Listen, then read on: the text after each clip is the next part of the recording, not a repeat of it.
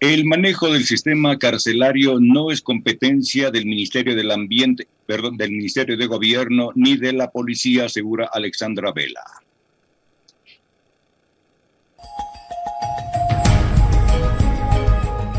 Gubernamentales.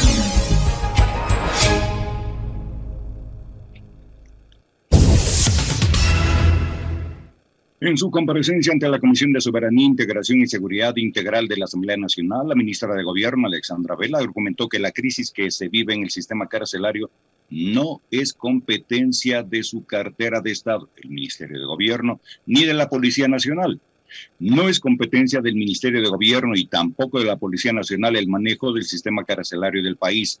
Eso corresponde al SNAI. Sobre ese tema de atribución específica del SNAI, este ministerio no se va a pronunciar, dijo Alexandra Vela. Acompañada de la comandante general de la Policía Nacional, Tania Varela, la secretaria de Estado compareció para dar explicación sobre el cumplimiento de la resolución del Pleno de la Asamblea respecto al Plan de Seguridad Ciudadana. En sus declaraciones, Alejandra Vela consideró que los últimos amotinamientos registrados en las cárceles de Guayaquil y Latacunga configuran un fenómeno complejo de criminalidad organizada transnacional. Asimismo, resaltó que la crisis en el sistema penitenciario no se puede solucionar con políticas de carácter represivo sancionatorio. Agregó que este problema se debe, entre otras cosas, al narcotráfico existente en los centros de rehabilitación social y a la existencia de grupos delictivos.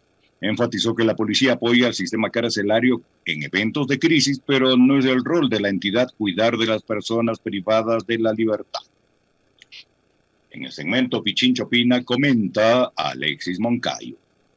7 de la mañana con 10 minutos, gracias, profe. Bueno, no está tan equivocada la ministra en realidad, ¿no? O sea, de hecho es así. La Policía Nacional y el Ministerio de Gobierno no son los organismos encargados de vigilar o de controlar la seguridad en los centros de rehabilitación social. Eso, además, digamos, a uno le hace recordar episodios del pasado. Por ejemplo, durante una de sus tantas y tantas comparecencias a la Asamblea Nacional, la señora Romo, en diciembre del 2019, fue a decir casi lo mismo que ha dicho hoy la señora Alexandra Vela, pero recordarán ustedes que en esa época, a partir de las declaratorias de emergencia del gobierno de Lenín Moreno, lo que se decidió fue que la Policía Nacional sí brinde refuerzo a la seguridad de los centros penitenciarios, y eso lo reafirmó la propia señora Romo. Ahora, la pregunta que nos hemos planteado durante todos estos días, a partir del cuestionamiento, por ejemplo, a una de las decisiones más erradas que de las tantas que tomó el gobierno de Lenín Moreno, que fue cerrar precisamente el Ministerio de Justicia y Derechos Humanos, no únicamente por el tema de la rehabilitación social, sino por muchos otros. Por ejemplo, las casas de acogida para mujeres que son víctimas de violencia machista o de género, estaban bajo la administración del Ministerio de Justicia. Hoy de esas casas de acogida muy poco se sabe.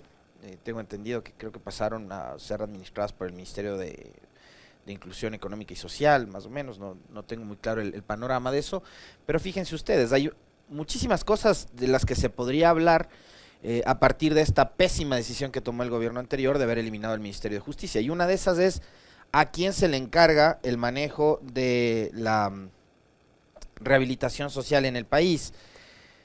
Se creó esta institución que es el SNAI, ¿no? El Servicio de Atención Integral para Personas Privadas de la Libertad, que tiene además un nombre larguísimo, extensísimo, pero que no termina siendo la institución ni con el presupuesto ni con una hoja de ruta del todo clara y definida como para poder establecer un orden, control y seguridad en los centros de rehabilitación social. Yo por eso, a partir de la designación de Fausto Cobo, que encendió las alarmas, sobre todo en quienes son defensores de los derechos humanos, yo espero que a Fausto Cobo, si es que hubiera sido quien sea, Pepito Grillo podría haber sido elegido director del SNAI, da igual el nombre.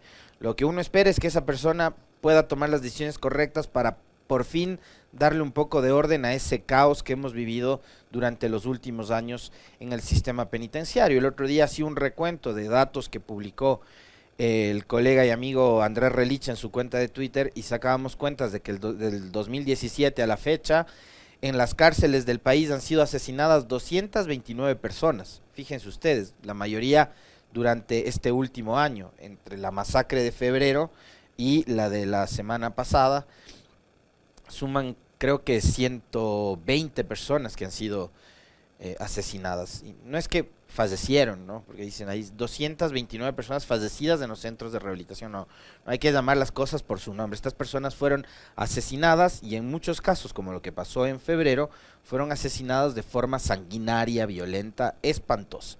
Y a esas cosas también hay que atacar. O sea, el otro día que conversábamos con Alfredo Muñoz, él nos decía, ¿cómo es posible que en los centros penitenciarios, por ejemplo, no exista un permanente equipo que pueda ayudar a inhibir los celulares, sino que hay una baja intensidad en ciertos sectores? No, ahí debería haber inhibidor de celulares para absolutamente todos, incluidos los guías, incluidos los funcionarios. No sé, capaz que la mejor forma de comunicarse entre ellos puede ser utilizando algún tipo de radio o algún artefacto adicional de comunicación, pero que no exista la posibilidad de quienes están adentro puedan comunicarse con el exterior, excepto cuando, por ejemplo, una persona privada de libertad tiene que hablar con su abogado. Pero es inaudito también que los centros de rehabilitación social no tengan estos equipos que pueden identificar a la hora de ingresar o de salir aparatos metálicos y otro tipo de artefactos, como ocurre, por ejemplo, en los aeropuertos, por citar un ejemplo. Yo recuerdo que, y fíjense ustedes como anécdota, para entrar a un museo en la ciudad de Washington, en todos hay estos detectores de metales, a un museo. Para entrar a un escenario deportivo, hay también estos detectores de metales, ¿no?, en el exterior. Acá, ¿cómo es que en el Ecuador, para ingresar a los centros penitenciarios, no existen este tipo de tecnologías que son súper necesarias para poder controlar no solo el ingreso de armas, de teléfonos, de objetos cortopunzantes, etcétera, de municiones incluso, ¿no?, etcétera, etcétera, sino también de droga? Y la señora ministra dice, sí, el narcotráfico, que no sé qué. Yo creo que el narcotráfico es uno de los grandes problemas que enfrenta el país y que no solo provoca la inseguridad dentro de las cárceles, sino también fuera de ellas. Recordemos que, por ejemplo, el secuestro y asesinato, entre otros ciudadanos también civiles, de los periodistas y colegas de Diario El Comercio se dio por la incursión de grupos armados narcoterroristas en la frontera de Ecuador con Colombia. Entonces, esa inseguridad está por fuera de las cárceles y esa inseguridad también es provocada por el narcotráfico. Pero atrás del narcotráfico hay otros problemas que son estructurales y que forman parte de este sistema, y es la falta de oportunidades, porque si hay chicos que tienen 12, 13, 15 años en zonas como San Lorenzo y los alrededores, Limones, Eloy Alfaro, etcétera, etcétera, que no tienen acceso a educación, que no tienen acceso a una vivienda digna y alimentación, que no tienen oportunidades durante toda su vida. La única oportunidad que ven de poder tener algo de recursos, de dinero, para incluso darse sus gustitos, es precisamente a través de este tipo de actividades ilícitas. Y ahí lo de fondo es el tema de la pobreza y la falta de oportunidades. Si no atacamos a esos males, que son muchísimo más profundos que solo decir es el narcotráfico o es la delincuencia organizada, sí, pero atrás de eso hay una razón mucho más fuerte, más potente, y que no ha podido ser solucionada. Hay sectores en este país, créanme, uno como periodista que ha tenido la oportunidad, además de recorrer el país en casi la totalidad, uno se da cuenta de que por más intentos que se han hecho y durante muchísimo tiempo, hay lugares en donde no ha existido la presencia del Estado. Y no hablo únicamente de en la zona de frontera, que tiene que estar policía y ejército ahí. No, la presencia del Estado con todos los servicios que brinda el Estado, con todos los beneficios que puede brindar el Estado a los ciudadanos. Por eso es que es necesario tener además un Estado que sea benefactor de sus ciudadanos, sobre todo de los más necesitados, sobre todo de los que han sido olvidados durante décadas y durante siglos, no por uno, sino por absolutamente todos los gobiernos. Entonces creo que hay que ver un poquito más allá de esa frontera que ahora mismo nos está, digamos, imponiendo este tema del narcotráfico, que aparentemente sí, entre bandas muy fuertes, muy poderosas, se pelean el control de los centros de rehabilitación. Pero insisto una vez más allá del narcotráfico hay cosas que son estructurales y que son incluso hasta históricas, ministra. Y una de esas es la pobreza, y una de esas es también la ausencia del Estado en sectores absolutamente deprimidos, absolutamente olvidados y alejados de los centros urbanos, ¿no? Así que creo que esas son cosas que hay que atender. Y yo creo que también ya olvidarnos de aquello, ¿no? De la seguridad de las cárceles no es responsabilidad de la policía. Bueno, ahora su gobierno, señora ministra Vela, ha dicho ya no es solo responsabilidad del SNAI y de la policía que venía colaborando. Ahora también los militares van a brindar seguridad en las cárceles. Entonces, su gobierno es gobierno su ministerio es el Ministerio de Gobierno y Policía. Y una de sus tareas fundamentales es la seguridad. Si es que no la más importante, porque ahora lo han mezclado con el manejo político, pero la seguridad es una de sus tareas más importantes. Entonces, usted no puede mirar para otro lado y decir, no, esa no es competencia del Ministerio de Gobierno, no. Asuma también la responsabilidad, como le va a tocar asumir al ministro Donoso, el ministro de Defensa, ahora que los militares van a tener que incursionar también. Yo esperaría que a ellos, que están formados para otro tipo de actividades, los militares no tienen la misma formación que los policías, por más que puedan ser, digamos, instituciones en algo parecidas, pero tienen distintas formaciones.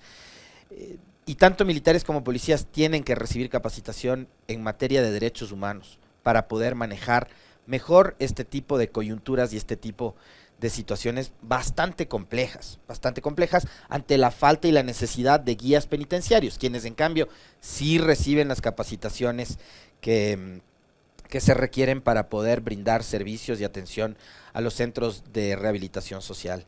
Entonces, creo que no es momento de empezar a presentar excusas, ministra. Esas excusas que usted ha presentado ya las dijo María Paula Romo y vimos cómo le fue. Ahora usted, junto al señor Fausto Cobo y junto al señor presidente Lasso y junto al señor ministro de Defensa, lo que tienen que darle al país es soluciones. Ya no más paños de agua tibia para problemas que son muy graves, que han costado vidas, sino que ustedes tienen que darle soluciones al país. Ya basta de los discursos grandilocuentes, basta de poner solo excusas, de justificarse, sino vamos a darle soluciones al país.